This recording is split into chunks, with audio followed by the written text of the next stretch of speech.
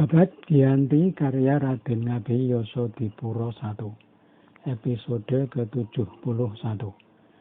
Sang Raja Mataram berkeraton di Kabanaran. Sekembalinya dari medan perang Tidar, pasukan Mataram bermarkas di desa Sukaroi. Semalaman mereka bersuka-suka merayakan kemenangan.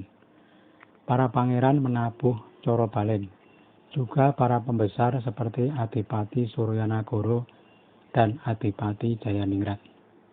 Para prajurit menabuh munggang sambil berbincang tentang perang yang baru saja mereka jalani.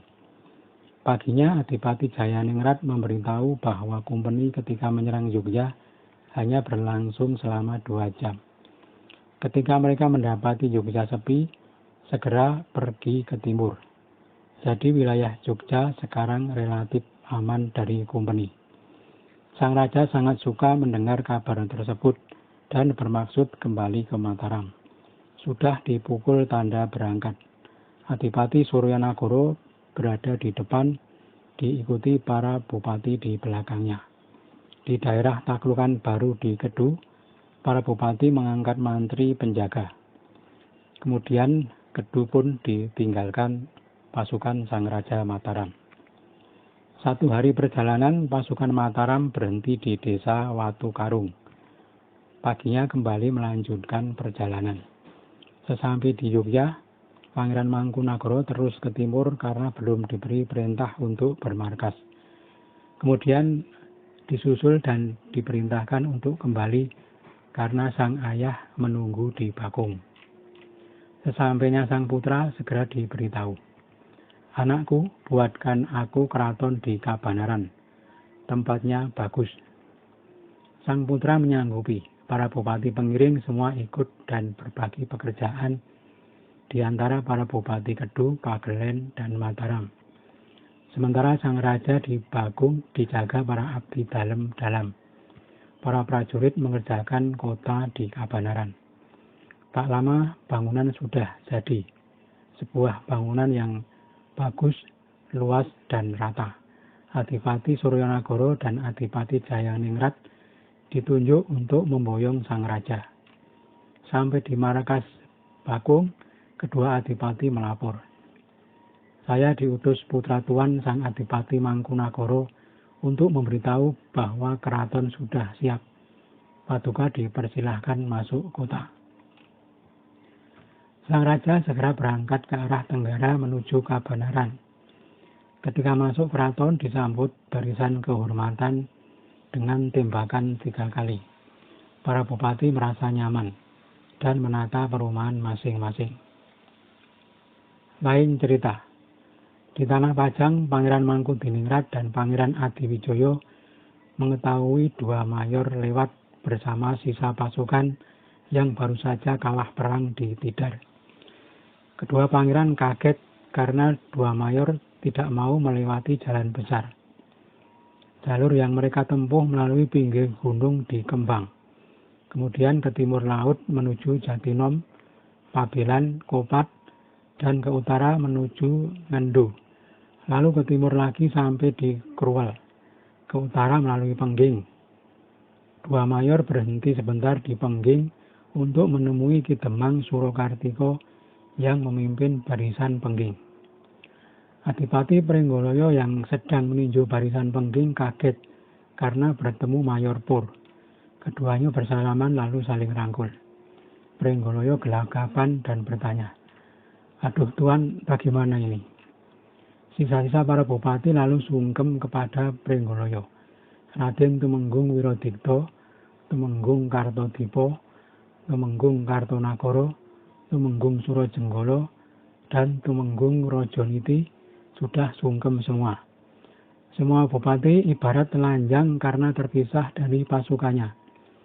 Mayor Sakeber menceritakan jalannya perang di Tidar. Sekarang pasukan Mangkubumi sudah banyak. Ketika perang Tanjung belum seberapa, tetapi tetap melawan. Sekarang pasukannya sungguh tangguh dan sulit dikalahkan. Setelah makan-makan di Pengging, 2 mayor segera berangkat ke Boyolali. Pringgoloyo lalu ke timur pulang ke Surakarta. Di Kebon Dalem, dia berpisah dengan kedua mayor. Sesampainya di Semarang, Mayor Pur disuruh tinggal. Sedang Mayor Sakeber disuruh kembali ke Surakarta dengan membawa pasukan kumpeni yang baru. Ada 70 dragonder dan sudah diberi senjata. Tak lama kemudian Mayor Sakeber telah sampai di Surakarta. Kembali ke Pangeran Adiwijoyo dan Mangkudiningrat serta Pangeran Singosari yang ditugaskan di Tanah Pajang. Ketika kumpeni lewat, teman-teman kumpeni yang tertinggal mereka rampok di jalan. Para mantri dari ketiga pangeran mendapat tambur dan bendera. Yang dirampok semakin bersedih. Para pembesar di Tanah Pajang, Pangeran Adiwijoyo, Pangeran Mangkudiningrat, dan Pangeran Singosari sepakat akan menghadap kepada sang raja yang berkeraton di Kabanaran. Sampai di Mataram, diserahkan semua rampasan dan melaporkan berita perjalanan kedua mayor. Sang raja sangat suka. Ketika pangeran lalu disuruh menata rumahnya di Kabanaran. Hari demi hari semakin banyak yang datang ke Kabanaran. Dari Kedu, Pagelen, dan Mancanegara. Dari utara datang Adipati Puger, Bupati Bluro, Bupati Warung, Bupati Selo, dan Bupati Jogorogo.